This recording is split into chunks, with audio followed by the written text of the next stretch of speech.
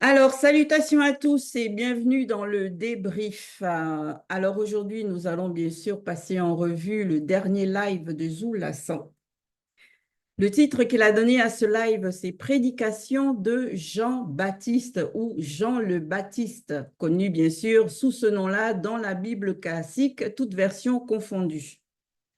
Donc ici, nous allons avoir encore une fois l'histoire de l'un des patriarches de la race noire dont l'identité, bien sûr, l'histoire, bien sûr, et le nom ont été usurpés, modifiés et plagiés. Alors, son véritable nom, c'est Diongwane. Et dans toutes les versions confondues, même dans la Bible classique, sur sa mission, sur ce coup-là, on est restés tous d'accord. C'est-à-dire qu'il est celui qui est venu pour préparer le chemin de l'un des deux. Celui par qui tout non-initié gracié sera sauvé par la rémission de leurs péchés. Je ne parle pas de Djongwane, bien sûr. Je parle de l'un des deux. OK, donc avant d'aller plus en profondeur dans le débrief, qu'avez-vous retenu ou quel a été votre ressenti durant l'écoute de ce live? Oui, très heureux déjà Merci. pour. Merci, Michael. Donc, très heureux et d'être conscient que le patriarche, n'est-ce pas, Dongwane, qu'ils ont nommé Jean-Baptiste, en fait, c'est un noir. C'est très important. Et là, j'ai senti dans le live la puissance de ce patriarche dans la simplicité. Merci. Oui, merci Damien. Très puissant là et précis comme d'habitude. Franchement, j'en suis reconnaissante de la grâce manifestée. Gloire à Allah. Moi aussi, j'ai été très très contente de ce live qui était vraiment formidable. Zul Lassan nous a encore donné la vérité, encore ressortie par rapport à l'histoire de Djongwane, qui est vraiment un personnage moi-même personnellement, m'avait beaucoup intriguée quand je lisais les Bibles classiques. Donc d'avoir la véritable histoire, c'était vraiment magnifique. Donc c'était un live époustouflant. En plus de ce que vous avez dit, moi aussi j'ai ressenti un peu comme une mise en garde aussi la manifestation de l'amour.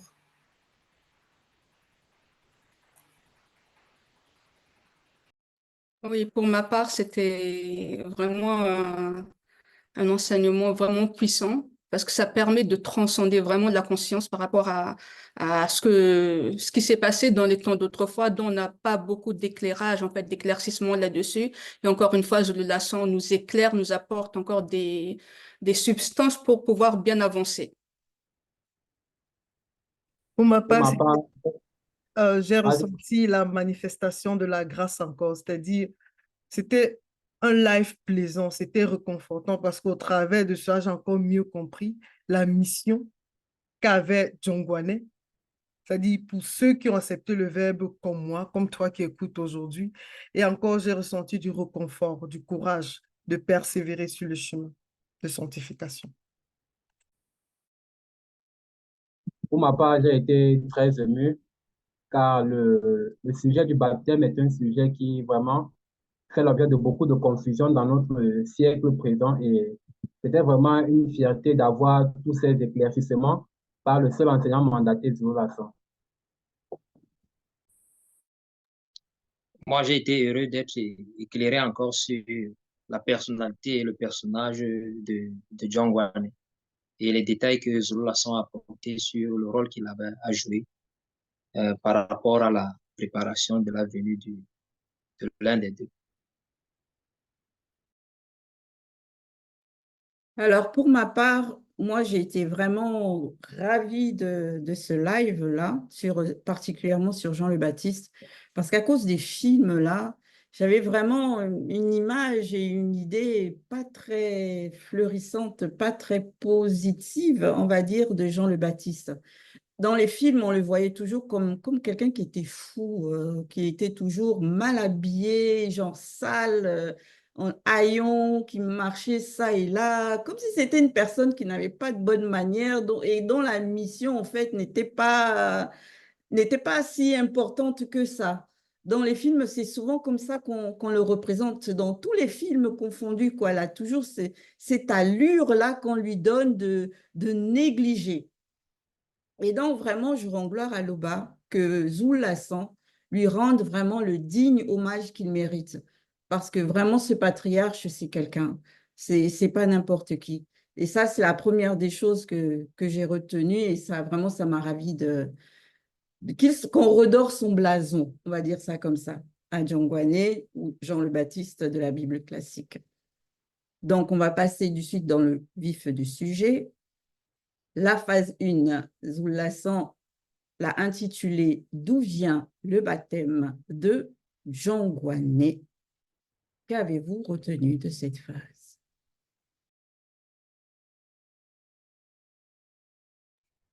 Merci, Ngengeti. Oui, je vais dire d'abord que Zulu Lassan nous a présenté qui est vraiment ce patriarche Djongwane, les combats qu'il a menés et sa mission. Donc, maintenant, c'est la question qui est posée, d'où vient, n'est-ce pas, le baptême de Djongwane?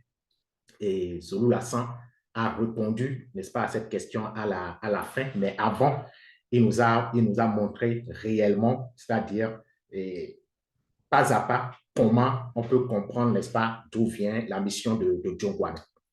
Donc déjà, par rapport à son prestige, à tout ce qu'il manifestait, il est précisé que beaucoup d'hommes et de femmes, n'est-ce pas, venaient auprès de lui. Donc, on sait comment ça se passe à Ouassé. Donc, on a entendu parler du patriarche. Et ceux qui vont, il y en a du peuple, et il est précisé aussi que les environs, n'est-ce pas, du territoire. Donc, ceux du peuple, directement, eux, ils ont accès. Donc, ils vont écouter.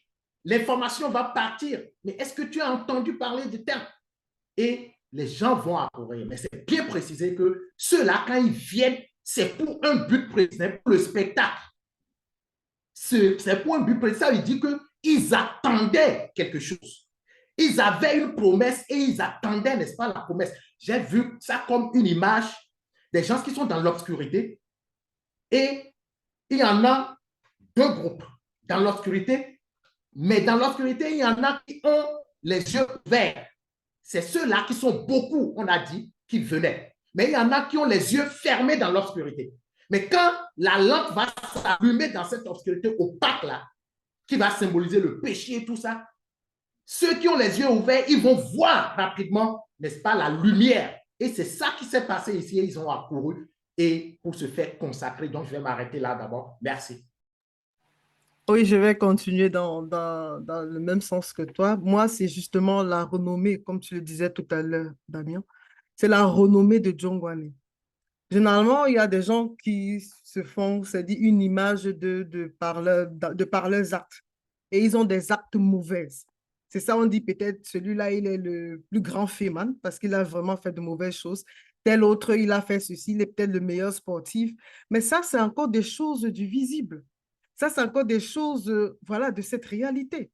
Mais Djongwane, ici, il avait une renommée, même dans le sens spirituel. C'est-à-dire que du plan de vue spirituel, c'est-à-dire tous les initiés connaissaient qui est Djongwane.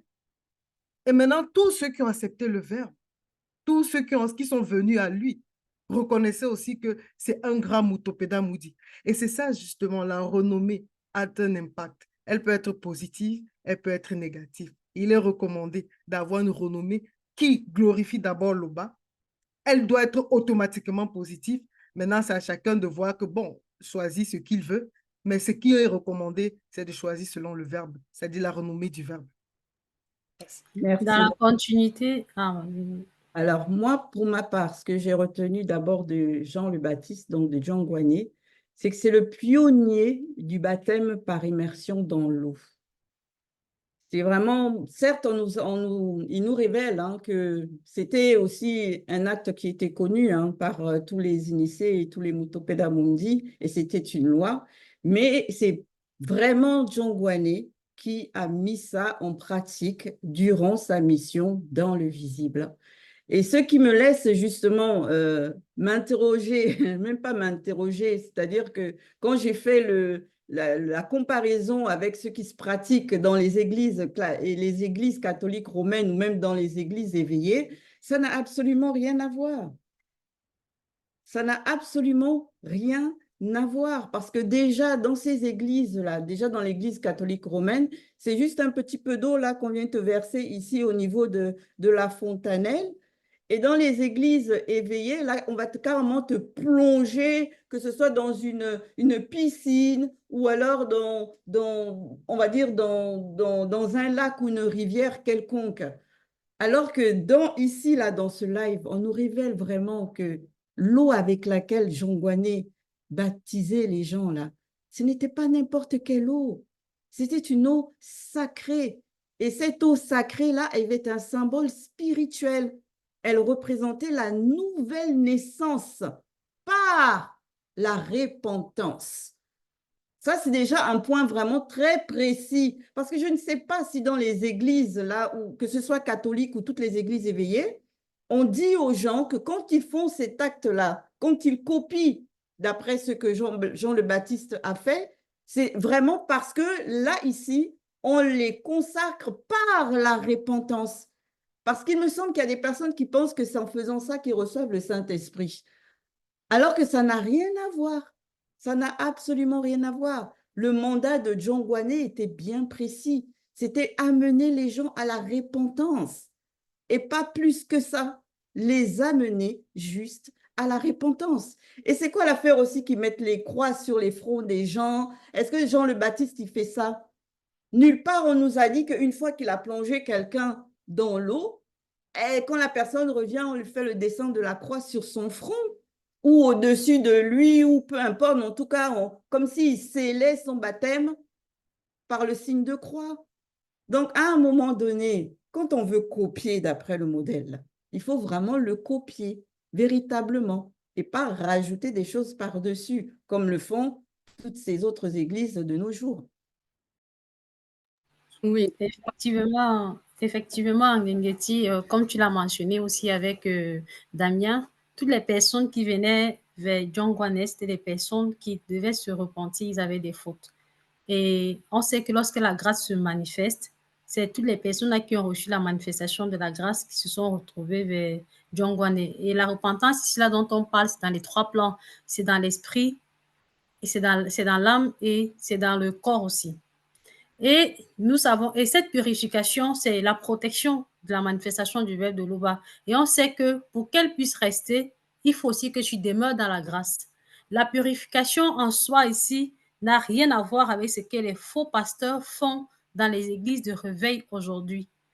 C'est connu, le faux pasteur qui abuse des femmes, qui abuse des enfants parce qu'ils te disent que c'est par là que Dieu, leur soi-disant Dieu, extirpe le démon. Une femme qui est malade, tu te fais abuser par le faux pasteur parce qu'il va te dire là que non, comme tu cherches l'enfant, c'est par là que je vais t'extirper les maris et les femmes de nuit. C'est pareil aussi avec les soi-disant charlatans. Tu peux faire les cultes et les crânes ou bien d'autres encore, bien pires, des choses bien pires qui n'osent même pas parfois en parler. On te dit qu'on extirpe le démon en toi, ou bien le mauvais esprit. Il a été bien mentionné que la pratique, c'est que John Guané faisait, a été connu du peuple. Est-ce que toi, la jeune femme là, ou bien le monsieur qui part voir le pasteur et subit ce genre d'acte, est-ce que même dans nos ancêtres non initiés, on vous avait dit que c'était la voie à suivre? C'est quelque chose qu'on a toujours repudié même à la limite. Mais aujourd'hui, toi qui acceptes ça, tu penses à quoi quand tu acceptes cela? John Guané n'a même pas, on montre le processus de la repentance de John Guané. Il n'y avait même pas eu de contact de ce genre de façon intime. Donc là encore, on voit avec encore la précision que Zula San nous apporte dans les écrits, comment ça se passait à l'époque de John Guané. C'était bien le baptême d'eau. Tout comme Ngeti et Daniel, moi, je vais m'arrêter premièrement sur la différence entre le baptême de John Guanet et ceux qui prétendent, c'est-à-dire ces pasteurs et prêtres, qui prétendent baptiser dans notre siècle présent. Avec Zulu Lassan, nous avons appris que derrière toute chose, il y a un esprit. Et quand on regarde l'esprit du baptême de John Guanet et on regarde l'esprit de ceux qui disent baptiser aujourd'hui, mais on voit que c'est totalement différent. Il y a une différence. On voit bien que, on a bien vu durant le live que ceux qui avaient été baptisés par John Guanet, ils se repentaient et ils changeaient de nature, c'est-à-dire ils délaissaient toute leur mauvaise nature. Mais aujourd'hui, quand on regarde ceux qui disent qu'ils sont baptisés, mais il n'y a rien qui a changé dans leur vie. Quelqu'un se baptise le matin, moi j'en ai vu, je dis ce que j'ai vu, Jean 3, 11, nous disons ce que nous savons. Quelqu'un se baptise le matin, soi-disant il s'est repenti. Le soir, il organise une fête où il y aura des trucs pas bien, mais tu te poses la question à savoir, mais attends, où est la différence entre l'ancien lui et le nouveau lui? Et tu regardes sa vie d'après, c'est les mêmes erreurs qu'il fait, il commet les mêmes fautes, il n'y a pas de différence. Et on comprend que c'est de la comédie, c'est du vent. Pourtant, ici, on remarque très bien que ceux qui avaient reçu le baptême de John Guanet changeaient carrément de vie. Ils devenaient de nouvelles personnes. C'est pourquoi ici, on parle de nouvelles naissances. Donc, franchement, que les gens cessent de vivre dans leur orgueil et qu'ils reconnaissent que dans ces religions, c'est que du mensonge, il n'y a rien. Oui, Merci. Oui, pour ma part, ce que moi j'ai beaucoup aimé, c'est la sincérité de ces hommes et de ces femmes là pour se déplacer à venir chercher la délivrance.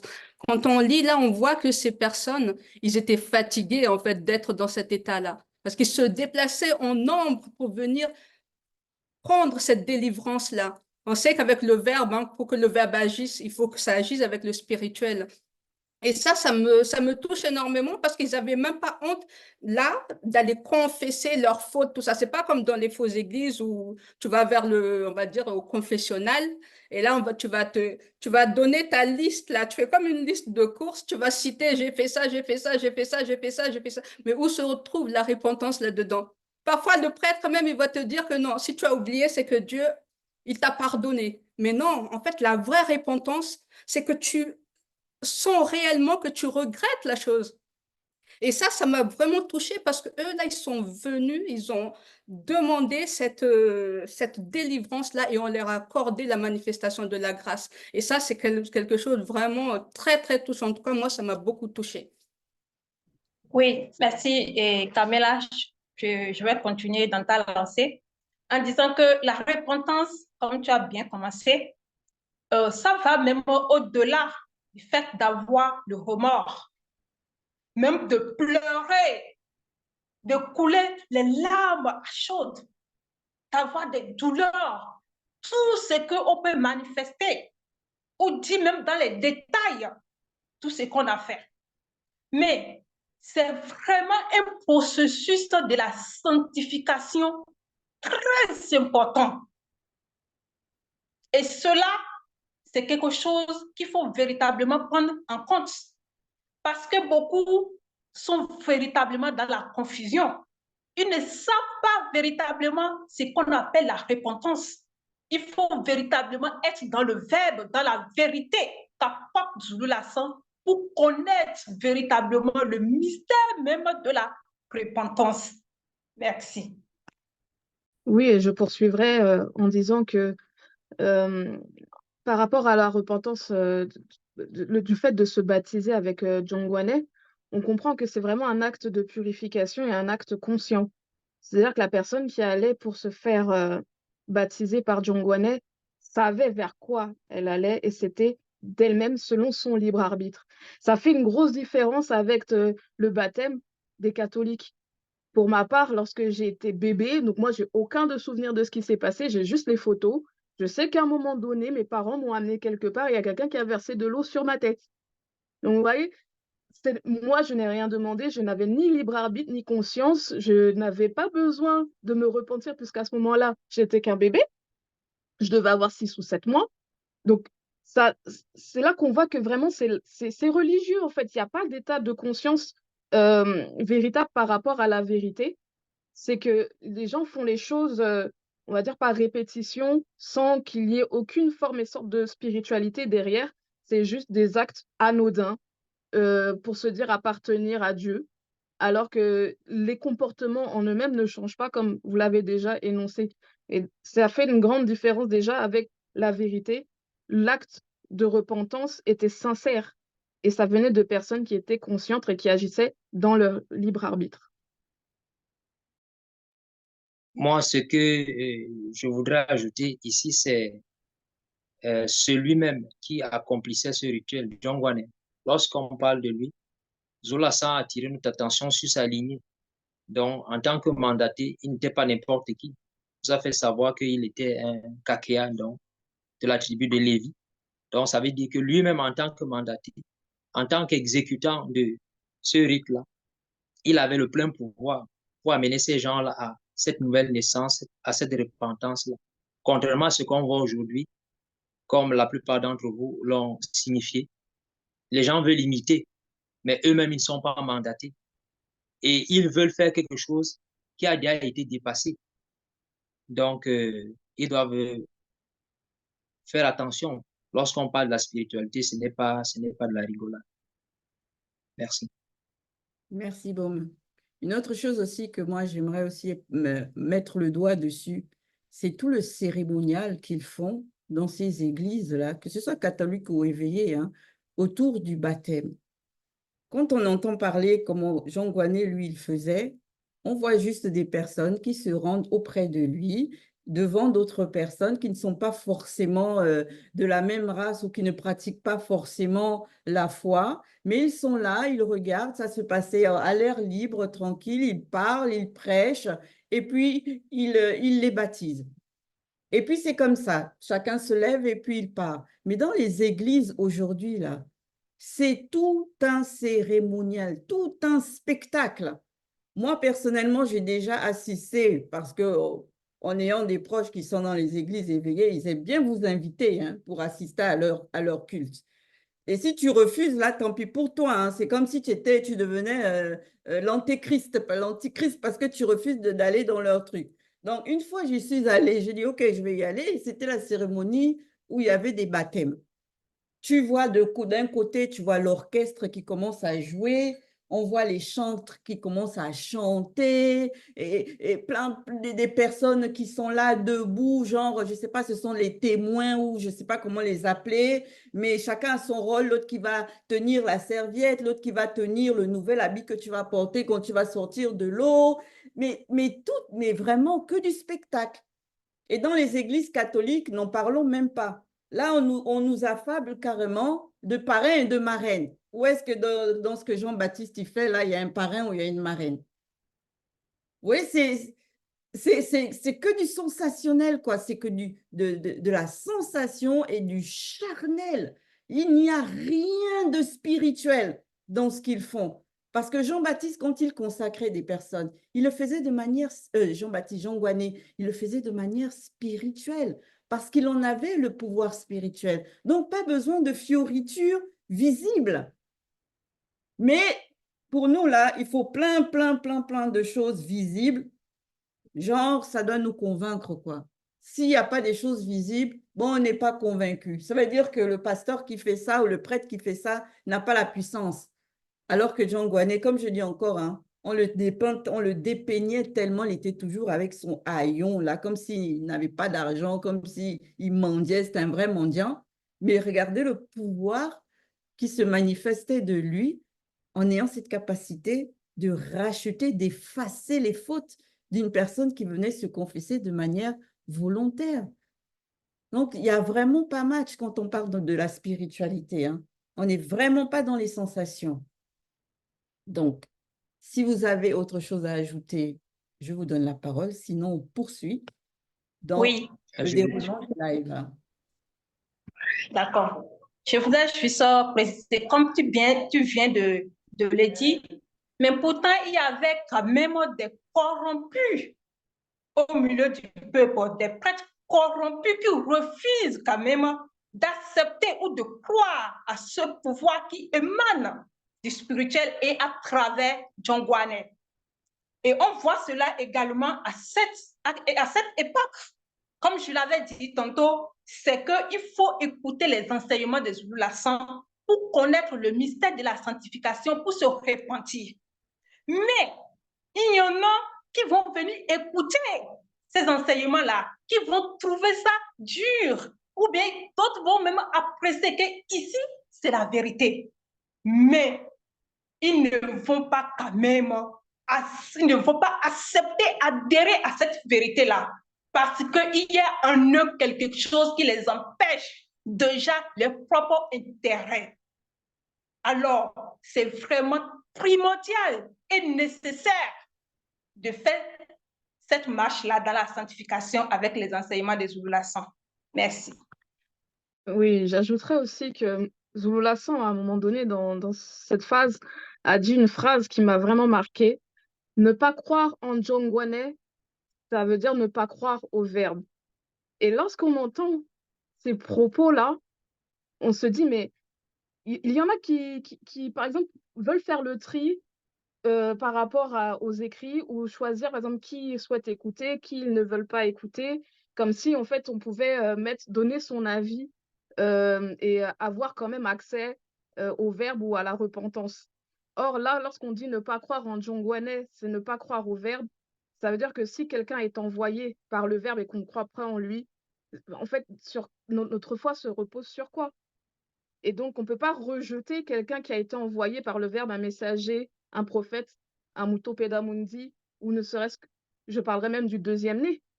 On ne peut pas dire qu'on refuse le deuxième né et aimer ce qu'il dit et penser même qu'on peut se rapprocher du Verbe ou avoir le Mundi sans accepter le deuxième.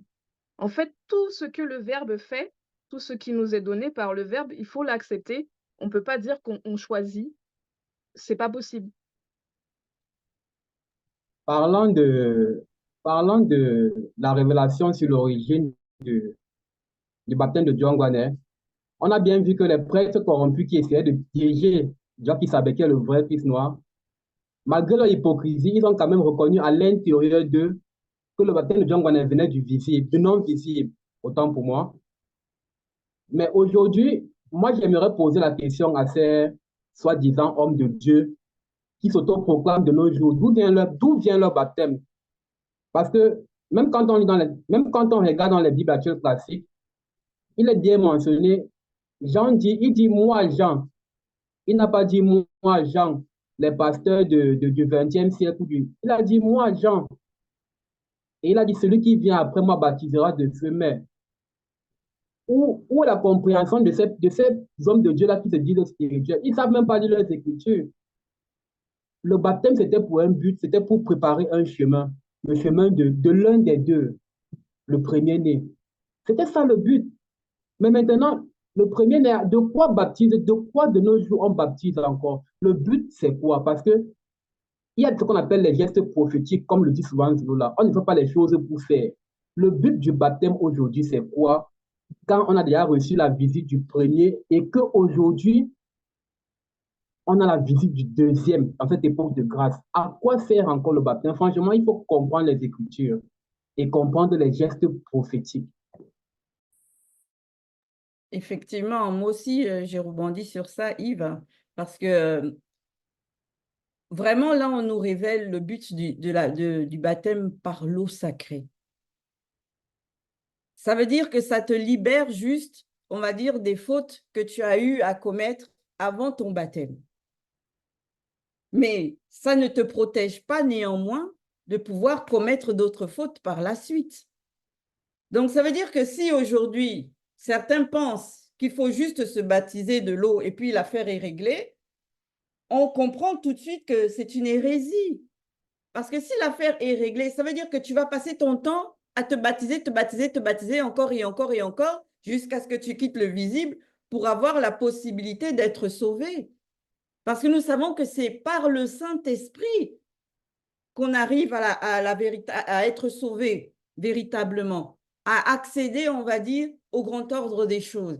C'est une fois qu'on a réussi à obtenir le Saint-Esprit. C'est pas qu'on réussit à être à ce qu'on nous, on va dire, on rachète nos péchés, à ce qu'on nous consacre par la repentance et par l'eau sacrée. C'est pas ça qui fait que tu vas être sauvé par la suite. Mais dans les églises, là, ils vont continuer à mettre l'accent sur le baptême de l'eau. Pourtant, aujourd'hui, il y a Zoul Lassang qui a dénoncé ça, qui a montré par A plus B qu'il n'est plus d'actualité ce genre de baptême, que ça ne sert à rien de le faire aujourd'hui, parce que le Christ est venu par la suite. Mais rien à y faire, hein. Ils vont continuer et ils continuent à le faire, que ce soit dans les églises romaines ou dans les églises éveillées. C'est toujours le même scénario. Ils se butent à ne pas justement accepter la vérité, comme ces prêtres corrompus qui connaissaient la vérité, mais qui se butaient à ne pas l'accepter. Et aussi, Gengeti, il faut noter que dans ces églises, pour se baptiser, c'est payant, hein. Bon, c'est pas payant, on va pas payer pour se baptiser en tant que tel, mais ils ont ce qu'on appelle des doctrines, où tu vas t'inscrire. C'est-à-dire, tu t'inscris, tu payes, tu fais la doctrine, on t'évalue, et à la fin de l'évaluation, on te baptise selon ce que tu as réussi à un examen. Donc, c'est-à-dire que on voit même l'esprit qui est derrière, c'est-à-dire la mauvaise imitation. Tu peux même imiter, tu imites bien, mais ils sont tellement mauvais qu'ils imitent mal. C'est écrit où que les gens payaient pour faire une doctrine, pour être baptisés après par Jean le Baptiste, même dans leur propre Bible. C'est écrit où? C'est-à-dire qu'ils n'arrivent même pas à respecter leur propre torchon qu'ils ont écrit là. Ils n'arrivent même pas à respecter ça. Franchement, c'est de la comédie, quoi. Les religions, c'est de la comédie. Là, tu m'apprends quelque chose, je ne savais pas comment que ça se passait avant tout le cérémonial. Là, il y avait ça aussi avant. Eh bien, dis donc. OK, donc nous allons poursuivre à la phase 2. La phase 2 qu'il a intitulée « Avertissement de Jongwane ». Qu'avez-vous retenu de cette phase? Merci, Ngengeti. Donc, savons que cette pratique était réservée aux non-initiés qui devaient recevoir la manifestation de la grâce. Là, ici, on parle bien de la repentance. Et on comprend encore par là que le verbe de l'Oba ne change pas, peu importe les époques, peu importe le cycle. Ça n'a rien à voir avec nos Bibles. On a eu l'Ancien Testament, on a eu le Nouveau Testament, et même dans les Bibles encore qu'on y trouve encore les Bibles actuelles, un coup, il y a un truc, on voit quelque chose, dans l'autre passage, on voit le contraire. Ici, Jongwane avait la connaissance des Écritures. Il s'est laissé initier par le verbe de l'Oba. Il savait ce qu'il devait faire et ce qu'il ne devait pas faire. Il savait ce que disaient les Écritures. À un moment donné même, on voit que il a gardé son esprit en éveil. Parce que lorsque les Néphilim là sont venus pouvoir aussi lui demander de pratiquer le baptême de leur baptiser, je vais dire ça comme ça, il a directement discerné ce qui était derrière. Il a gardé son esprit en éveil et c'est en cela que nous aussi, sur le chemin de la sanctification, nous devons aussi garder notre esprit en éveil. Jongwane, à cet instant, lui l'a connu, il savait son rôle, il savait sa place. Même si, peu importe les circonstances, parce que ça peut nous arriver de manifester des émotions parfois charnelles, sur le plan visible uniquement, que nous, on va voir une certaine compassion. Mais là, Jongwane ne s'est pas laissé avoir par la compassion ou par quoi que ce soit. Il est resté là où on lui a demandé. Il a fait ce qu'il devait faire. Oui, effectivement, pas de contradiction dans la Bible. Pas de contradiction dans les propos des patriarches et matriarches connus. Quand ils parlent, c'est avec précision et selon les lois établies. Justement parce que Jongwane savait que là, ces 100 mêlés qui étaient venus ne pouvaient pas, à cette époque-là, en cette époque, avoir la capacité de se repentir. C'est juste pas possible. Et quand il dit ici dans Goudoumané 15, verset 3, produisez donc, si vous pouvez, des fruits convenables à la réconciliation, on comprend beaucoup de choses, que c'est juste pas possible. Donc, en ce qui concerne les sangs mêlés, c'est que c'est uniquement par la décision du spirituel. Et à l'époque du deuxième, c'est quand le deuxième décide et il veut. C'est en ce moment uniquement qu'il pouvait avoir cette grâce-là. Ce n'est pas parce que les temps se sont écoulés. Non, mais c'est justement une grâce terrible. Et c'est ce que John Guané était en train d'expliquer ici. Parce que l'eau même avec laquelle il était en train de consacrer les gens, mais c'est de l'ADN spirituel. La parole même qu'il libère, c'est l'ADN spirituel qui est uniquement de la race noire. Donc, c'est vraiment logique et impeccable, logique avec Cantel, bien sûr. Merci. Effectivement, Abigail, et je vais rester dans ta logique. La spiritualité, il n'y a pas de contradiction. Franchement, les gens lisent les Écritures comme Tinto au Congo. Je vais le dire comme ça parce que, et ils sont zélés, pourtant ils ne comprennent rien à la spiritualité. John Guané, nous avons vu que quand il a vu les Blancs et les femmes mêlés venir à lui, il les a repoussés en leur demandant qui va vous donner le moyen de fuir la colère à venir du mouvement Bécor qui s'est dit. Parce que John Guané était soumis à la loi, il connaissait les Écritures.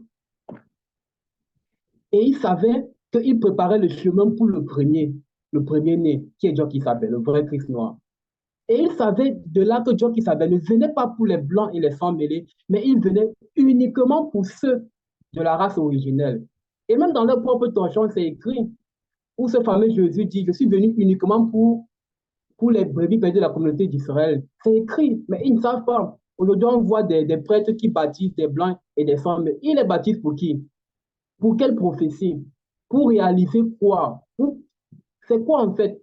Ils font des choses pour faire, pour animer la galerie, s'il peut dire comme ça. Pourtant, dans la spiritualité, comme je l'ai dit précédemment, on ne fait pas les choses pour faire. C'est par rapport à quelque chose. Et aussi, une chose qui marque, c'est que il leur a dit race de Néphilim. Dans les Bibles, ils ont voulu masquer cela, ils ont dit race de vipères. Mais sauf que dans leur confusion, ils ne savaient pas que le deuxième-né viendrait et qu'il apporterait les éclaircissements sur ces tas de choses. Précédemment, nous avons vu que la première créature qui a été possédée, c'était le dragon, qui est de la race des serpents. Et nous avons vu le châtiment qu'il y a eu quand Mouta Tedji a châtié le dragon et Satan. Nous avons vu que Satan aura une race. Et c'est cette race-là qui a été appelée race de vipères. Mais ici, avec Bible, nous avons le terme d'origine qui est race des Néphilim. Donc, ils essaient de brouiller les pistes, mais c'est en vain. Parce que vu qu'ils ne maîtrisent pas les Écritures, ils ne savent pas que le deuxième est de parole. Merci. Ouais, je vais continuer. À tous ceux qui se poseraient la question, est-ce que les non-noirs, c'est-à-dire les Blancs et les sangs mêlés, étaient informés que la loi existait? Je dirais oui, parce que c'est écrit dans les récits d'autrefois. Ça dit qu'ils étaient informés que le premier, John Guané, est là pour aplanir le sentier de l'un des deux et que Jock Isabelle, le premier-né, il vient premièrement, d'abord pour les Noirs. Ça, c'est ce qu'il le savait, mais il vient, ça dit qu'il manifeste justement de la ruse. D'où on comprend la réaction de John Guané. C'est-à-dire, ils ne pouvaient pas manifester de la courtoisie, leur poser tout simplement la question. Parce qu'eux, ils savaient ce qu'ils venaient derrière chercher. Parce qu'ils savaient, ils étaient conscients de la loi, puisque c'était à disposition à cette époque. Donc, ils sont conscients de ça, mais ils viennent néanmoins, sachant la loi.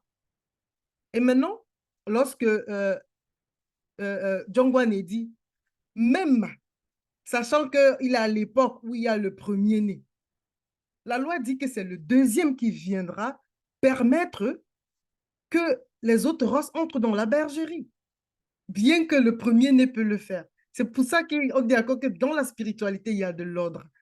C'est-à-dire à chacun sa tâche. Ça a été écrit comme ça, et comme le verbe est un, le verbe ne se contredit pas, cela doit être respecté, tout simplement.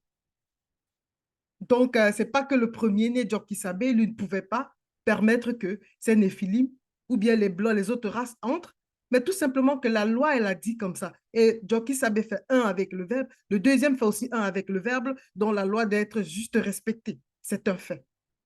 Merci. Merci, Laurie. OK, merci, Ngingiti. Oui, en fait, ce qui m'a marqué, j'ai voulu quand même le dire, mais vous l'avez déjà dit, c'est la discipline qui règne, n'est-ce pas, dans la véritable spiritualité. Donc, il y a de désordre. Et Dongwane nous a montré encore cela. Malgré sa puissance, le pouvoir qu'il a reçu, il n'a pas cherché, n'est-ce pas, à prendre le devant, et on va voir ça après. Maintenant, par rapport aux sang mêlés qui sont venus. Tout à l'heure, nous avons dit, en fait, le peuple, ceux qui venaient réellement, eux, ils étaient préparés, ils attendaient quelque chose. Donc, ils attendaient la délivrance. Et quand, n'est-ce pas, cette délivrance est venue, ils ont constaté, n'est-ce pas, cela. Et Zulu Lassan a abordé quelque chose qui est très important, donc l'état de conscience dans lequel ils ont pris la décision de venir ces sang mêlés là. Donc, ils vont se dire, mais comme le peuple est en train de faire, mais même, bon, en fait, on peut aller quand même. Donc, ça a attiré mon attention sur certaines choses qui se passent. Par exemple, si on nous donne, par exemple, de poser des questions, ça veut dire quoi? Il faut préparer, n'est-ce pas, la question avant de venir. Mais si, par exemple, quelqu'un vient poser, n'est-ce pas, sa question, et que l'on veut, à partir de là, n'est-ce pas, poser notre question, ce ne serait pas évident qu'on reçoit, n'est-ce pas, les mêmes choses ou la même grâce que celui qui a pris la peine, n'est-ce pas, de préparer, par exemple, sa question. Il vient, c'est pour l'avancement, n'est-ce pas, spirituel. Donc, c'est vraiment important de ne pas se lever parce que l'on est en train de faire, moi-même, je veux, n'est-ce pas, aller faire. Il faut être sûr de ce que tu es en train, n'est-ce pas, de chercher. Donc, c'est un exemple que j'ai pu, n'est-ce pas, avoir comme ça dans notre marche dans la sanctification. Merci. Merci, Damien. Moi, sur le point sur lequel j'ai rebondi, c'est justement par rapport au sang mêlé. Parce qu'il n'y a que eux, hein, qu'on dit, qui est précisé, qui sont venus aussi vers Djongwane pour prétendre au baptême. Et c'est là où j'ai compris, et même dans l'histoire des patriarches aussi, on nous donne ces révélations-là, mais il faut prêter attention. C'est que les sangs mêlés, à cette époque-là, eux, ils se considéraient comme noirs. Donc, c'est pour ça pour eux, c'était normal qu'ils puissent aussi aller vers Jean le Baptiste et pouvoir bénéficier aussi de cette grâce qu'on accordait aux Noirs. Et ça, c'est un état de conscience que l'on voit encore aujourd'hui. Il y a énormément de sang mêlés qui, eux, considèrent plus leur côté noir. Et quand on va leur demander leurs origines, ils vont jamais dire qu'ils sont métis. Beaucoup vont se considérer et se voir comme noirs. Et c'est là on voit qu'en fait, c'est un état de conscience qui remonte depuis des générations et des générations et des générations. Ça a toujours existé, en fait, chez certains, sans mêler cet état de conscience-là. On a l'exemple, par exemple, avec Étoum, Goliath. Étoum aussi, il était sans mêler, mais se considérait comme noir. Et quand on lit l'histoire de Tondo, c'est ce qu'on nous met devant, c'est ce qui est révélé aussi. Et c'est pareil pour certains sans mêlés qui sont aussi venus vers Joki Sabé, en disant qu'eux aussi, ils sont de Sango. Donc, ça veut dire que cet état de conscience-là, déjà, beaucoup, depuis des générations, l'avaient. Et c'est pourquoi, à certaines époques, comme à celle de Djongwane, on voit que eux, comme on dit, ils ont le courage ou le toupet de venir et prétendre aussi à bénéficier de cette grâce-là, quand bien même ils connaissent la loi. Parce que même dans cette phase-là, Djongwane leur révèle, du moins ils le savent déjà, mais il révèle bien que eux, ils n'ont pas accès parce que justement, ils sont sous la colère de Mundima Beko Kisedi. Donc, ils sont sous le coup d'un châtiment. Et Djongwane, lui, n'a pas la capacité ni le mandat spirituel de venir les extirper de ça pour leur faire bénéficier de cette grâce-là. Mais il savait néanmoins qu'il y aura plus tard quelqu'un qui pourra le faire, qui pourra donner à ces 100 000-là la possibilité justement de bénéficier de cette grâce-là. Oui, je vais continuer dans ce dont tu as lancé, Gengeti. Avec tout ce que tu as dit là, on comprend très bien qu'il n'y a aucune forme de racisme là-dedans. Ça n'a aucun rapport avec ce que certains pourraient penser, que le message qui est apporté par Zulu Lassans, c'est un message raciste. Non, en fait, il faut bien comprendre la chose spirituellement. Et comme tu l'as rappelé, à ce moment-là, les sans-mêlés étaient sous le coup d'une sanction, d'un châtiment du Mundi Mabeko qui s'est dit. Moi, en tant que sans-mêlé, souvent, je m'étais dit, j'aurais aimé naître à l'époque de Joe Kisabe. Mais en fait, là, quand j'entends cet enseignement, ça aurait été d'as pour moi. Ça aurait été, j'aurais même pas pu, même ne serait-ce que marcher avec les apôtres. Ça n'aurait pas été possible. Donc, en fait, on se fourvoie par de faux raisonnements au lieu d'apprécier déjà la grâce qu'on a en cette époque d'avoir le deuxième. Et c'est là que c'est possible de marcher véritablement dans la sanctification. On peut arpenter le chemin de sanctification, on peut avoir accès aux enseignements, on peut vraiment faire ce travail de fond en cette époque-ci du deuxième. À l'époque de Joki Sabe, cette quête-là n'était pas possible pour les sans-mêlés. Et ça, c'est quelque chose qu'il faut comprendre, puisque c'est des époques carrément différentes, c'est des moments différents dans l'histoire. Néanmoins, on apprécie la manifestation de l'amour euh, du verbe de Loba pour les Blancs et les sans-mêlés, puisque maintenant, nous avons accès. Et donc, c'est ça qu'il faut retenir. Il faut comprendre pourquoi ça a été ainsi. Tu l'as bien expliqué, Gengeti, et Zulu Lassans aussi dans le live. Mais il faut comprendre que c'est que maintenant que c'est possible. Et il faut profiter de cela. Et ne pas chercher à se fourvoyer par de faux raisonnements en pensant qu'il y avait du racisme alors que ce n'est pas le cas. Oui, oui. Moi, je rebondis sur ce que Daniel disait tout à l'heure parce que c'est quelque chose qui m'avait aussi attiré par rapport aux sentiments charnels. Je méditais là-dessus parce que là, quand on voit Jongwane, parce que nous, on a tendance à manifester de la pitié parfois quand on voit des choses. Et là, ça permet de transcender la conscience. En fait, c'est un exemple. Quand il se passe des choses, il faut vraiment s'élever au-delà de ce qu'on peut voir physiquement et voir les choses dans le spirituel.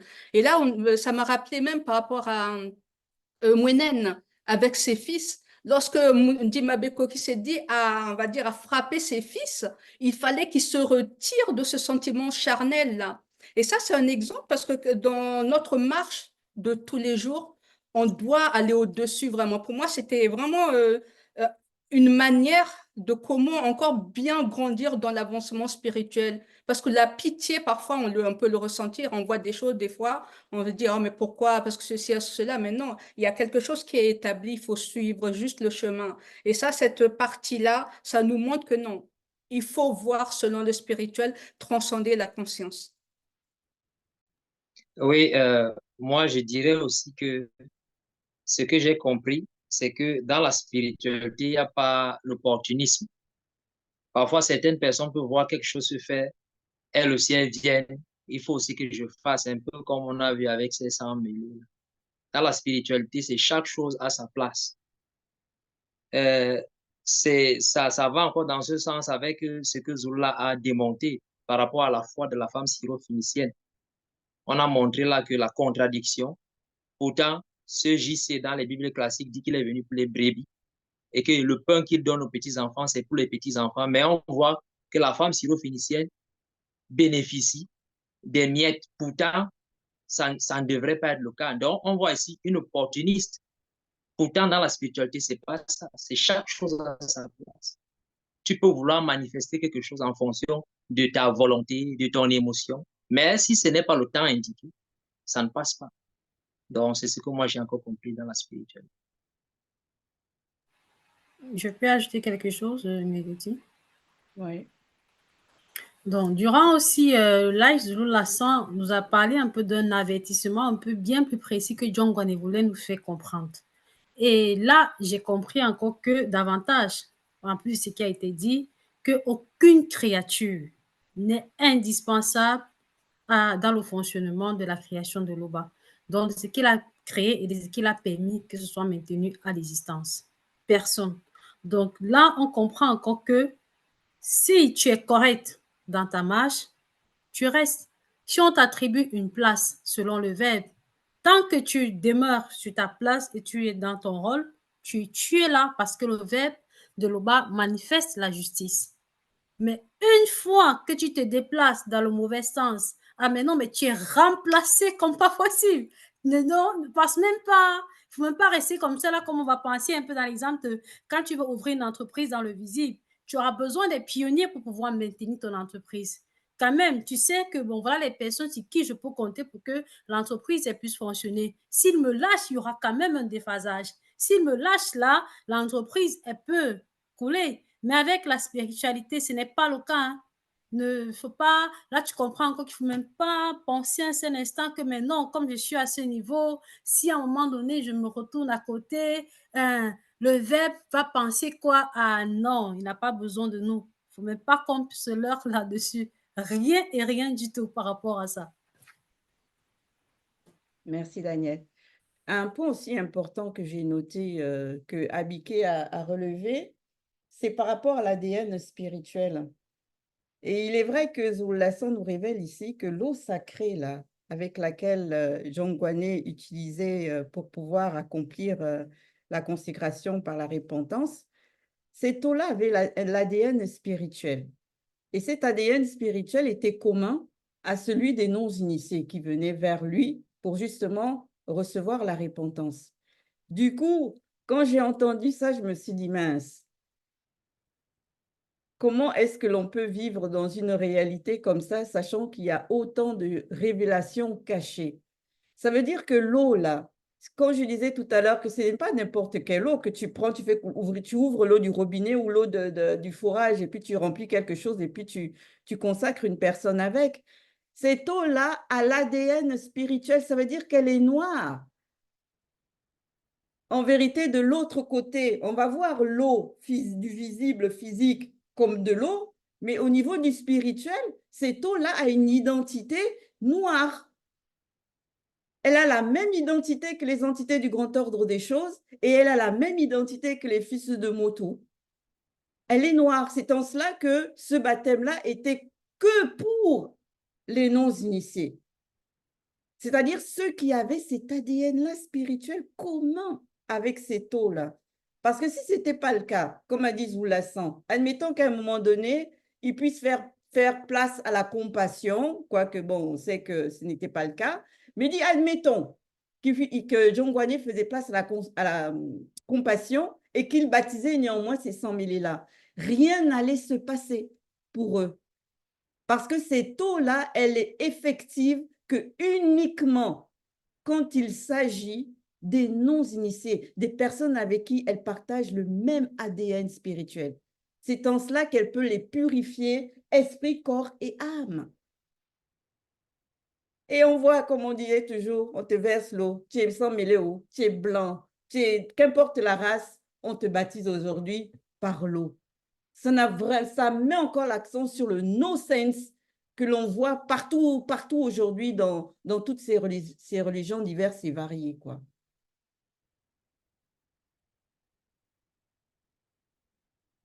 Et ça peut mettre en colère parfois. Quand on voit autant de personnes qui se laissent berner par ça et qui ne réfléchissent pas. Et quand il s'agit de parler de Zoula ou de ce qu'il vient ramener, on va toujours mettre devant qu'il est raciste ou que c'est un gourou. Mais attendez, à un moment donné, les Écritures sont là, elles parlent d'elles-mêmes. Il suffit juste de vouloir vraiment connaître la vérité et l'esprit t'assiste dans ça. Et c'est tout. Pas besoin de sortir, comme dit souvent Zoulassan, de Harvard ou de Saint-Cyr pour comprendre ça. Donc, du coup, nous allons poursuivre dans le débrief et passer à la phase 3. La phase 3 qu'il a intitulée « Symbole de la nouvelle naissance et prédication de Jongwane ». Qu'avez-vous retenu de cette phase? Merci, Ngengeti. Oui, le symbole de la nouvelle naissance issue de la repentance, c'est bien sûr l'eau sacrée. Et on sait que derrière l'eau, dans le sens caché, c'est l'esprit. Et là, qu'on va rentrer dans le sens caché, c'est Djokisabé qu'on va voir. Parce que Jongwane, lui, il a baptisé spirituellement ces non-initiés connus avec de l'eau. Mais Djokisabé, lui, il vient maintenant pour les consacrer spirituellement, mais ceci par le feu de la purification, de la sainte présence. Donc, c'est ça que John Wade est en train de révéler ici. Et j'admire beaucoup son état de conscience, même au-delà, c'est que l'humilité, en fait, de pouvoir donner cette révélation-là, que lui, il n'est pas digne de leur donner ce baptême-là. Mais celui qui va venir, il a un niveau spirituel plus élevé. C'est là encore la grâce manifestée qu'on ne peut pas retrouver chez les copistes, dans les fausses assemblées et autres. Merci. Merci, Merci, Abike. Abike. Je peux? Tu permets. Vas-y, Damien, alors. Après, je vais parler. Merci. Donc, oui, c'est Koudmane 15, 6 à 8 que Zouroula a pris pour nous aider à comprendre, n'est-ce pas, cette partie-là. Donc, on sait que, et après que Joki Sabé ait quitté le visible, donc on nous révèle que plus tard, les apôtres vont donner cette révélation que, en fait, c'est Joki Sabé qu'il faut prêcher. Et ça, c'est après l'avoir suivi pendant un bon moment. Dans l'initiation, eux, ils vont comprendre ça. Mais ce que je constate ici, ce que je constate là, c'est que John Gwane, lui, il a déjà montré ça dans sa prédication, que c'est Dieu qui savait qu'il faut, n'est-ce pas, prêcher. Et ceci, c'est-à-dire, il a fait avec des mots très, très puissants. Et il dévoile même déjà le véritable évangile.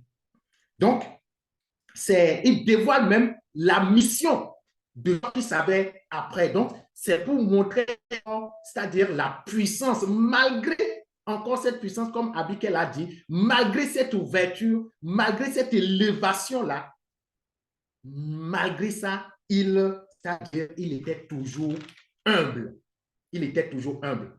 Et même dans le sens caché, dans le sens codé, certes, il n'a pas dévoilé ça comme ça, il a même parlé du deuxième. Parce que Zulu Lassan nous a montré que quand il posait, n'est-ce pas, la question au centre, donc de façon codée, il leur dit, mais écoutez, c'est le deuxième qui va le faire. Merci. Merci, Damien. Donc, tout à l'heure, Abike a parlé de la consécration spirituelle que John Gwane a exercée sur les non-initiés. Et nous savons que tous les non-initiés, Zula San l'a déjà mentionné, on a le lien mystérieux qui est là. Et on a la première conscience et la deuxième conscience. Donc, ça veut dire que soit on se rapproche de la première conscience et soit on se demeure dans la deuxième conscience qui est la conscience qui a chuté. Et toutes les personnes qui ont reçu et qui ont accepté la repentance dans le sens spirituel de John Gwane, là, on sait qu'elles ont radicalement renoncé à l'antivérité. Ici, comme exemple d'antivérité, on prend le mensonge. Oui, le mensonge fait partie de l'antivérité. L'idolâtrie, ça fait partie de l'antivérité. Aussi peu que ce soit, le mensonge reste le mensonge. Ça n'a rien à voir avec ceux qui partent recevoir l'eau, on verse l'eau sur ta tête, on te dit que non, tu as coupé de tout mauvais esprit. Et tu es content. Le matin, tu l'as fait, mais le soir, tu vas venir dire que ah non, Dieu va comprendre pourquoi j'ai menti. Ça n'a rien à voir avec ça. Ici, c'est radical. De la même chose que comme Daniel a mentionné en disant que aujourd'hui, on sait que le baptême d'eau n'a plus lieu d'être, que c'est par le moyen du feu purificatrice dans la sainte présence que c'est que nous aujourd'hui, on a reçu la manifestation de la grâce et par ce moyen-là à travers le deuxième. Et nous témoignons, je témoigne de ça par exemple. J'ai appris à renoncer à l'antivérité. Parce qu'au fur et à mesure que nous recevons les enseignements, nous recevons l'éclairage, on renonce à tout ce qui n'est pas selon le Verbe. Et là, le Verbe permet qu'on puisse rester sur le chemin de la sanctification. Dans la véritable repentance, comme John Gwane l'a mentionné, elle est spirituelle. Et de la même manière que nous avons aussi reçu la repentance, c'est de façon aussi spirituelle. Oui, je méditais moi sur les versets là qui ont été cités là-dedans par Zulu Lasson, et je constatais en fait que c'est juste avoir, on va dire, ce que John Gonnet a fait, c'est le départ de quelque chose. C'est-à-dire que là, on devient une nouvelle personne, mais on ne reste pas juste comme ça. Il y a des choses, du travail en fait à faire sur nous-mêmes après. C'est-à-dire qu'il faut renoncer, il faut faire des sacrifices pour atteindre l'achèvement, pour atteindre ce but final-là. C'est pas juste écouter, on se dit, OK, on est une nouvelle personne maintenant, ben voilà, c'est bon, on est dans le verbe, etc. Mais non, en fait, il y a tout un processus, il y a tout un mécanisme qui doit s'enclencher derrière. Et ça passe par l'abandon de soi. C'est ce que, comme Daniel, tu viens de dire, c'est que dans la sanctification, dans notre marche, tout ça et tout, en fait, il y a tout ça. On doit abandonner, il y a une finalité à ça. C'est pas juste, voilà, on est une nouvelle personne, mais non, il faut abandonner, il faut avancer parce qu'il y a la finalité, comme nous avons vu avec le patriarche d'Oubsé, l'achèvement. Et c'est ça, il faut qu'on arrive à cet achèvement-là. Et là, il y a le nettoyage, il y a les nettoyages, il y a le nettoyage. Et ça nous permet vraiment moi en tout cas, ça m'a permis de transcender ma conscience que non, c'est pas juste ça. Il faut travailler sur soi-même, laisser le verbe agir et ne pas emmener ses propres idées, en fait. C'est pour ça que dans cette phase 3, justement, on nous fait prendre conscience que le baptême d'eau n'est plus d'actualité. Parce que le baptême d'eau, ça t'amène à un point. Maintenant, après ce point-là, il faut poursuivre. Et c'est en cela que quand Jongwane, il présente, bien sûr, pas de manière, on va dire, explicite, la venue du deuxième qui va lui baptiser par le feu purificateur de la sainte présence divine, on comprend qu'il faut poursuivre sur cette lancée-là. Et c'est pour cela que, vu que c'est ce feu-là qui représente et symbolise le mundi, que normalement, pour tous ceux qui acceptent le verbe, tous ceux qui veulent réellement renoncer à leur ancienne nature, doivent prétendre, c'est donc évident qu'on n'a plus besoin du coup d'aller s'immerger dans l'eau. Il faut tout simplement maintenant suivre la doctrine que va apporter Jokisabe après Jongwane. Normalement, c'est comme ça, c'est dans cette logique-là. Parce que le but, comme a pointé du doigt Carmela, le but, c'est d'atteindre l'achèvement. Le but, c'est de pouvoir avoir la sanctification de nos trois êtres, l'unification de nos trois êtres et gagner le corps glorieux. Mais tout ça, si on n'a pas la présence du mundi en nous, on n'y arrive pas. Personne n'y arrivera.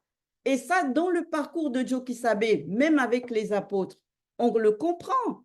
Parce qu'il a fallu que les apôtres cheminent avec Jokisabe. Et à un moment donné, qu'est-ce qu'on nous dit dans Actes, selon la Bible classique? Qu'on a vu des langues de feu venir se poser sur chacun d'eux. Et c'est en cela que par cet acte-là qu'ils ont reçu le mundi. Et c'est comme ça. On ne peut pas arriver à l'achèvement si on ne reçoit pas le mundi. Donc là, c'est encore plus logique qu'on ne doit pas juste se contenter du baptême qu'on aura pu te donner quand tu étais petit ou que tu auras pu faire quand tu as connu, on va dire, les Écritures selon les églises éveillées ou l'Église catholique romaine. Il faut mettre en pratique la doctrine de Jokisabe. C'est celle-là qui sauve véritablement. C'est celle-là qui nous donne accès au grand ordre des choses. Par le mundi. Comme a dit Sato le mundi Mabobé, peau pour peau. Hein. Là, c'est esprit pour esprit. Tu es charnel, mais tu veux hériter du grand ordre des choses. Mais ce n'est pas compatible. Il faut devenir spirituel d'abord pour hériter du monde spirituel. Donc forcément, tout ça, c'est que par le mundi qui va transformer nos êtres et faire en sorte que ce soit l'esprit qui domine et qui contrôle le reste de nos deux autres êtres. C'est la logique même. Effectivement, Nguyengechi, comme tu l'as si bien dit, le but ici n'est pas de se faire baptiser, de se dire, ah, tout est fini, c'est bon, mais c'est de marcher selon, c'est de produire, de manifester, de produire les œuvres, les bons fruits, comme on le voit plus haut. Quand il est mentionné que tout arbre qui ne produit pas de bons fruits sera coupé et jeté au tourment de la parole. C'est les œuvres qui comptent. c'est la sanctification. Et prôner encore le baptême de nos jours, c'est comme rentrer en arrière. Ce qui est fait et c'était pour un but. Maintenant, il faut suivre un chemin. C'est en cela que l'autorité de John Wayne venait du non-visible. Parce que quand on dit non-visible, on se réfère au grand ordre des choses. Et dans le grand ordre des choses, on voit le mot ordre. C'est-à-dire qu'il y a un ordre. Chaque circonstance a une raison et il faut avancer. Donc, le baptême d'eau n'est plus d'actualité. Ce qui est important, c'est la parole, c'est le mundi, c'est sanctifier. Et c'est ce que nous voyons Zoulassan faire à travers ses enseignements. Il apporte la libération, cette sanctification-là.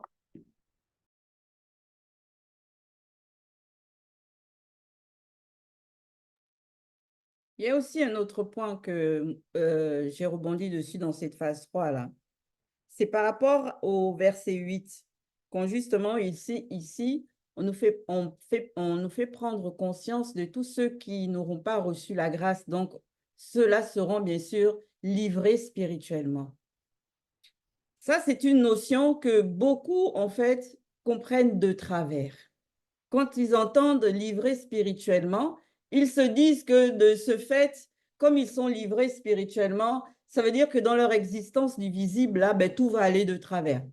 Qu'ils vont souffrir, qu'ils n'auront plus rien, qu'ils ne vont plus être heureux, qu'ils ne sauront plus c'est quoi la joie, etc. Que leur monde, en fait, dans cette réalité, ne va être que misère. Mais ce qu'il faut véritablement comprendre dans le fait d'être livré spirituellement, c'est tout simplement que à ce moment-là, tu as atteint le point de non-retour. Ça veut dire que dans ce cas-là, il n'y a plus la possibilité de te repentir. Il n'y a plus la possibilité que tu puisses venir manifester un quelconque acte qui va aller dans le sens de chercher la repentance, que cet acte soit visible ou non visible. Comme on dit, hein, les carottes sont cuites quand tu es livré spirituellement. Certes, c'est spirituellement que ça se passe. Donc, dans ton existence de tous les jours, ce n'est pas là, tout de suite hein, que tu vas ressentir ça. Parce que quand le grand ordre des choses s'exprime, comme Mundi Mabeko qui s'est dit, te livre spirituellement, c'est par rapport à un futur qui t'attend. Mais dans le présent, là, tu vas vivre ta vie comme d'habitude. Il ne va rien avoir qui va changer. Parce que ça, c'est ce qu'on a entendu souvent par rapport aux détracteurs ou aux personnes qui avaient accepté le verbe et qui, après, se sont retournés contre le verbe et ont commencé à blasphémer et tout ça et à mentir par rapport même aux messagers. Ils étaient fiers de dire, qu'est-ce qu'il nous arrive? Rien, tout se passe. Entre-temps, être livré spirituellement, ce n'est pas là dans ton présent. Tu peux même quitter le visible, que tu ne vas pas être conscient de cette sentence-là dans le séjour des morts où ton âme va aller dormir. Mais à un moment donné, on va tous se réveiller, tous ceux qui auront quitté le visible, au jour connu, le jour de la grande consommation. C'est à cet instant-là, comme on dit, que chacun va rendre des comptes. Donc, qu'ils arrêtent de penser quand on dit « oh, il est livré spirituellement », ça veut dire que ça y est, ta vie là, dans le visible, ça va devenir misérable. Tu n'auras plus rien, etc. Non, tu vas continuer ton existence misérable comme quand tu ne connaissais pas le Verbe. Parce que quand le Verbe se retire, il te livre déjà premièrement au côté misérable de ta vie avant que tu ne le connaisses. Il retire tout ce qu'il a apporté de bon en toi, c'est-à-dire la connaissance, et il retire la protection aussi dont il te faisait bénéficier. Mais tu vas continuer à vivre, mais jusqu'au temps connu. Et c'est là où on dit souvent, on verra qui est qui.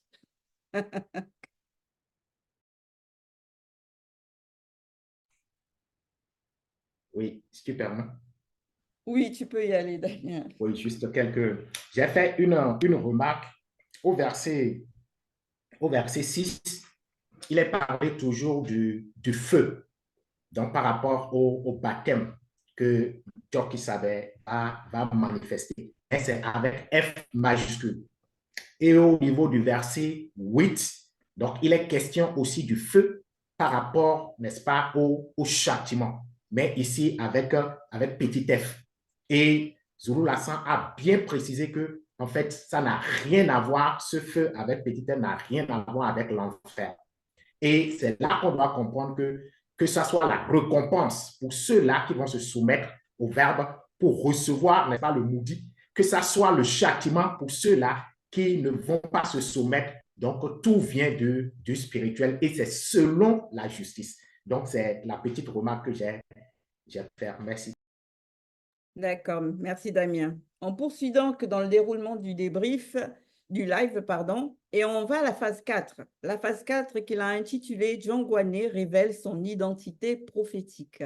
Qu'avez-vous retenu de cette phase? Merci, Ngengeti.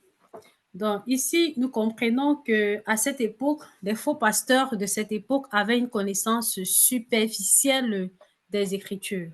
Donc, ils étaient très subjugués par l'autorité, par la puissance qui émanait de Djongwane. Vu qu'il pratiquait, il estipait les fautes, on a vu précédemment tout ce qu'il a pu faire. Donc, bien que ces prêtres étaient dans la confusion, ils le savaient qu'ils étaient dans la confusion et dans le doute. Quand ils demandent et que nous savons que Djongwane était le guide du peuple, mais dans cette confusion quand même, il ne leur a pas laissé, lorsque les prêtres leur ont posé la question de savoir s'il était l'un des deux ou pas du tout. Djongwane montre encore, il manifeste encore l'humilité, même dans sa position de Batupela Moudi, il répond, il sait que le doute et la confusion conduisent à la mort spirituelle. En cela, quand même, il répond à ces faux pasteurs-là. Il leur dit, il leur informe qu'il n'est pas l'un des deux.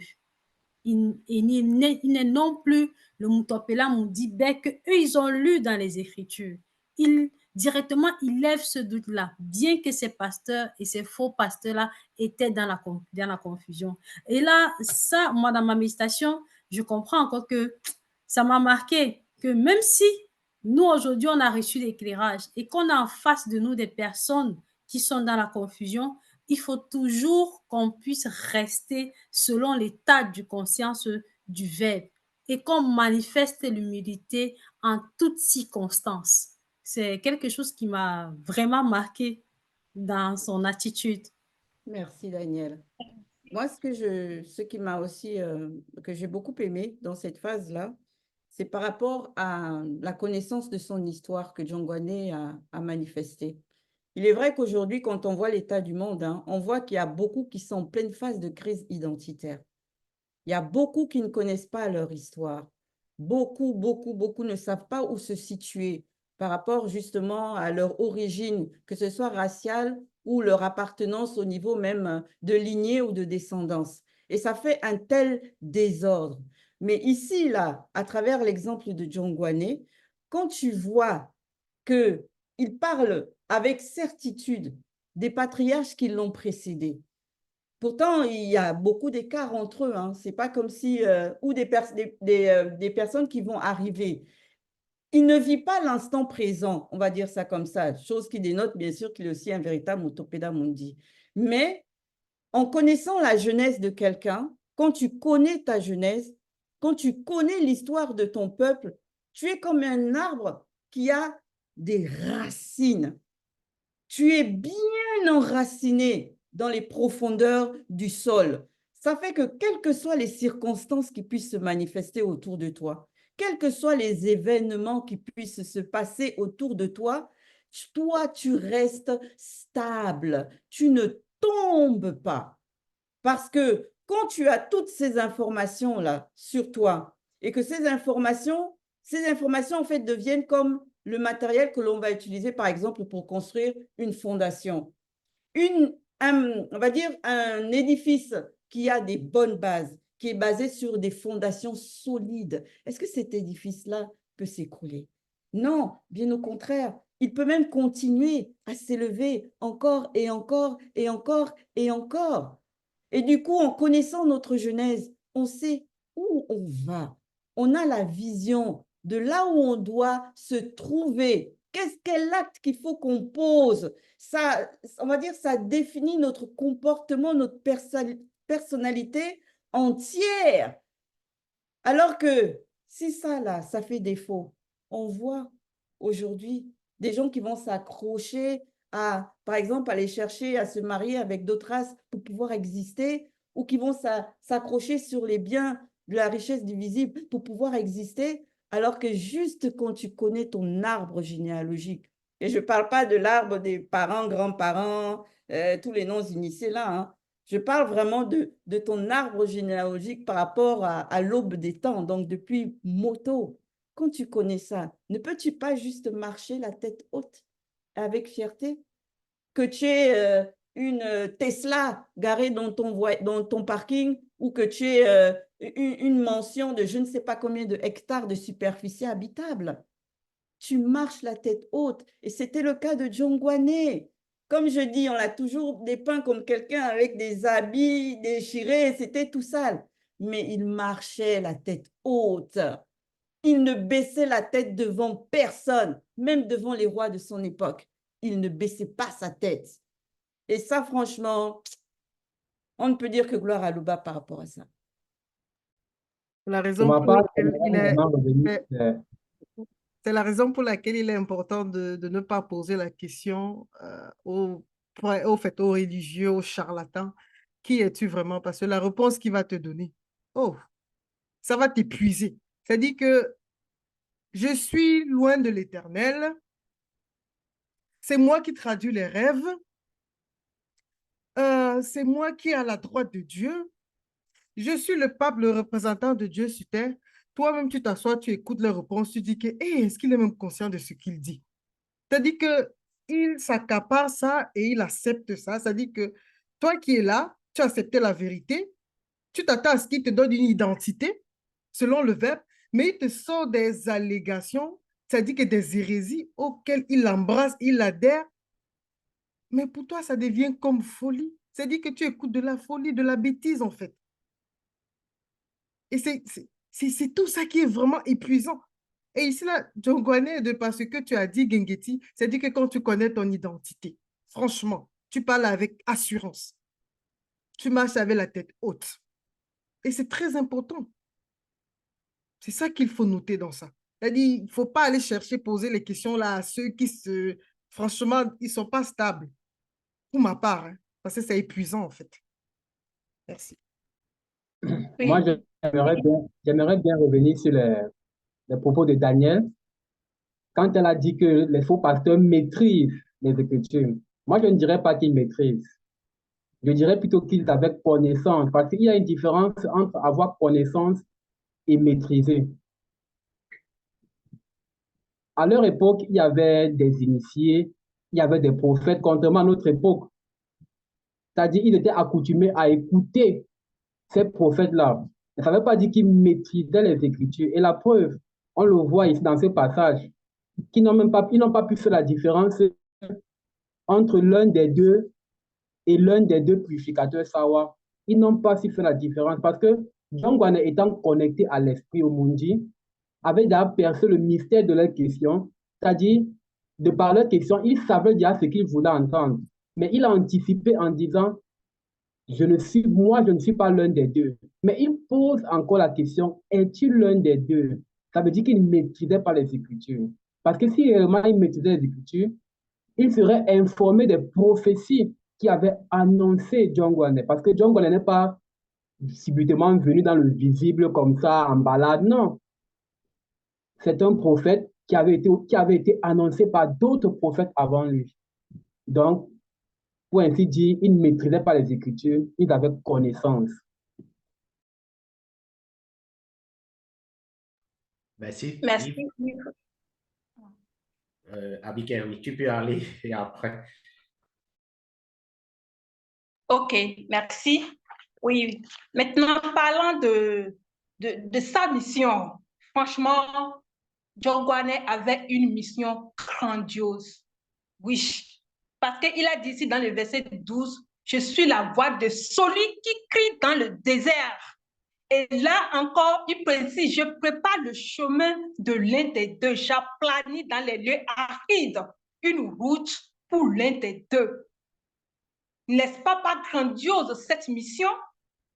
Et quand il parle ici, moi, ça me rappelle quand l'entité de sagesse se présente, quand elle se manifeste dans dans notre conscience, quand Zulu Lassan parle, c'est que cela nous donne, c'est que ça t'apporte comme ça te trace le chemin et tu pourras voir clairement ce qui est en train d'être manifesté afin de pouvoir sortir de l'antivérité.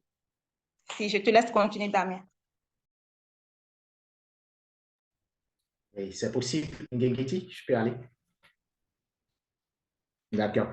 Merci. En fait, et par rapport à tout ce qui se passe, j'ai compris que le patriarche Jongwane menait un véritable combat spirituel. Parce qu'au départ, il a mené le combat contre la conscience des sans-mêlés, où il pouvait se glorifier, où il pouvait, n'est-ce pas, montrer ce qu'il n'était pas. Mais il a remporté cette victoire. Donc, on dit que l'ennemi, lui, il ne lâche pas. Il passe maintenant par des prêtres corrompus. Eux, on sait, les sans-mêlés, c'est à part. Mais les prêtres corrompus, il y a le mot prêtre d'abord qui apparaît. Donc, quoi qu'ils sont corrompus. Mais ceux-là, on sait que le combat sera terrible avec eux.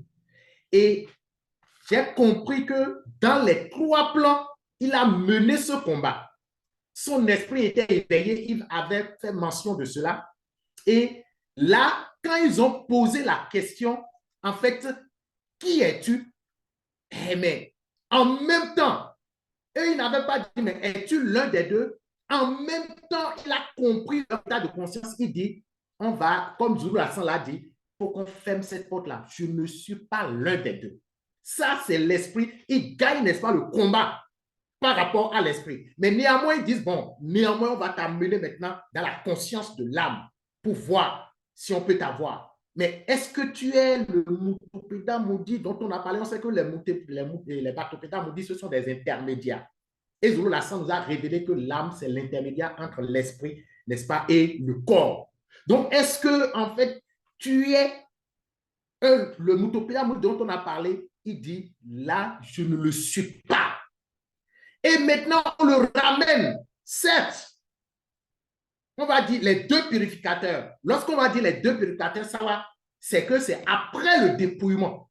Ils sont déjà dans la réalité du visible. Donc, il amène ça encore dans cette réalité-là pour dire, bon, on va t'essayer là. Maintenant, et là, je vois la réponse pour leur dire, j'ai remporté la victoire. La réponse est catégorique. Il dit non. Et il n'a même pas... Dans ton parole, frère. Merci. Est-ce que quelqu'un veut rajouter quelque chose, Baume, sur cette phase-là? Oui, moi, ce que j'ai compris ici, c'est que les véritables mandatés n'ont pas besoin de se faire passer pour ceux qui ne sont pas. Et contrairement à ceux qui s'autoproclament, eux, ils ne recherchent pas la gloire des hommes. Et un point aussi qui est important par rapport aux prêtres corrompus. C'est vrai que les prêtres à cette époque-là, leur connaissance était non négligeable néanmoins. Hein. Mais le fait qu'ils soient corrompus, ça fait en sorte qu'ils soient sous le coup, on va dire, d'une frappe qui va faire en sorte qu'ils vont tomber dans la confusion et dans l'aveuglement. Et il est vrai même qu'on nous le révèle dans les Écritures qu'une telle personne est frappée de délire, de confusion et d'aveuglement et qu'il tâtonne en plein jour. Et là, on a l'exemple, une démonstration claire avec ces prêtres corrompus et la conversation qu'ils ont avec Jongwane justement sur ces propos-là dans cette phase 4-là. Et un autre point aussi, que vraiment, ça, sur ce coup-là, je tiens à le dire, c'est par rapport à la tâche de Jongwane. Avec ce live, on réalise que vraiment, hein, c'était loin de tout repos, sa mission. Parce qu'il précise dans le verset 12, là, qu'il a plani dans les lieux arides. Et dans les lieux arides, on sait que ces lieux sont habités par quoi? On dit que c'est souvent habité par des esprits impurs. Et ces esprits impurs-là, ils vont symboliser, on va dire, les non-initiés, les rebelles. Et donc, il vient d'abord pour combattre ces états de conscience-là, de rebelles, et pour combattre spirituellement tous ces esprits impurs-là, afin de tracer un chemin pour Joe Kisabe qui viendra par la suite, au niveau des non-initiés. Il est vraiment un personnage qui mérite qu'on lui rende qu'on lui rende un bon témoignage, quoi, ce Jongwane. Nous allons poursuivre du coup dans la phase 5, la dernière phase du live, qu'il a intitulée Joe Kisabe révèle l'identité symbolique de Jongwane. Qu'avez-vous retenu de cette phase? Dans cette phase-là, Zulu Lassong rétablit qui est vraiment Jongwane. Et on le ressent vraiment avec puissance parce que c'est l'un des deux qui s'exprime en disant qu'il symbolise Eturukan, c'est-à-dire la lampe. Et on sait que la lampe, c'est la lumière. Et dire que quelqu'un symbolise la lumière, c'est un honneur véritable que Jongwane lui-même, il n'a pas dit de lui-même. C'est Joe Kisabe qui a rendu témoignage de lui.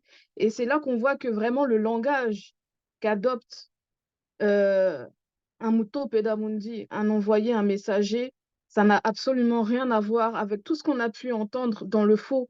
Et j'invite vraiment ceux qui se posent des questions encore, qui, là où ils sont peut-être dans les fausses assemblées, à analyser les propos, analyser les comportements, analyser qui sont ceux qui, soi-disant, vous apportent la parole.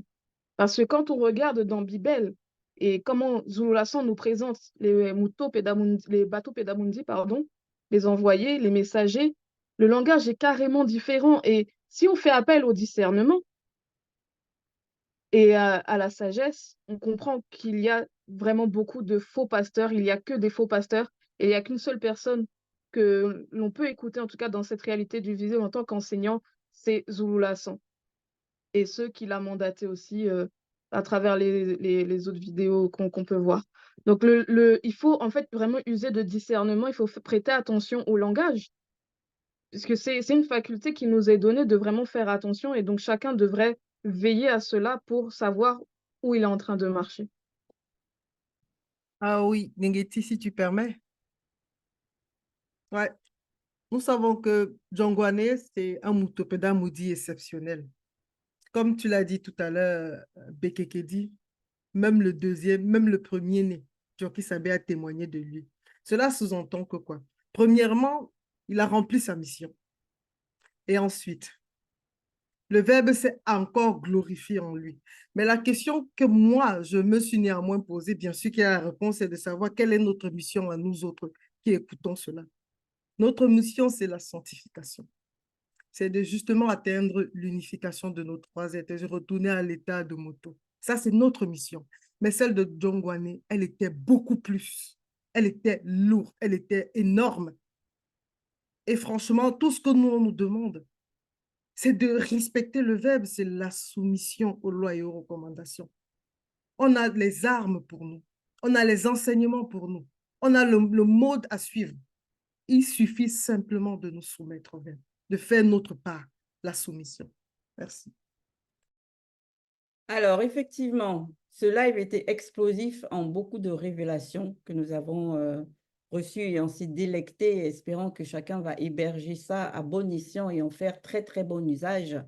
Il y a une chose aussi que moi, j'aimerais appuyer, en plus de ce que Loris vient de dire, c'est qu'il faut vraiment que l'on prête attention à ce qui nous est dit dans les Écritures. Les vrais, bien sûr, hein, pas celles de la Bible classique qui ont été falsifiées, plagiées, etc. La parole, on nous l'a révélée, même on le révèle toujours encore qu'elle est vivante. La parole a une conscience. Donc, si tu renies la parole, elle te reniera aussi au temps connu. Et si tu y prends garde, elle te gardera aussi à son tour. C'est ce qu'on ne doit jamais, jamais oublier. Ainsi que le fait que Zulu Lassong, à la fin du live, il l'a bien précisé et mis l'accent en disant qu'aucune prophétie de l'Écriture ne peut être un objet d'interprétation particulier. Donc, soit tu connais la révélation, c'est-à-dire le sens caché des choses, soit tu ne sais rien. Et au lieu d'inventer, manifeste l'humilité que l'on voit encore à travers Jongwane, que c'est un trait de caractère authentique d'un véritable homme spirituel, l'humilité. Reconnais ton manquement, ton ignorance et viens t'abreuver à la seule source authentique de ces derniers temps, de la fin.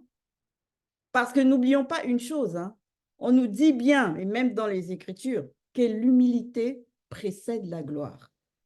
Donc, sur ce, nous vous remercions bien sûr de votre participation à tous. Et si le Père le permet, au prochain débrief.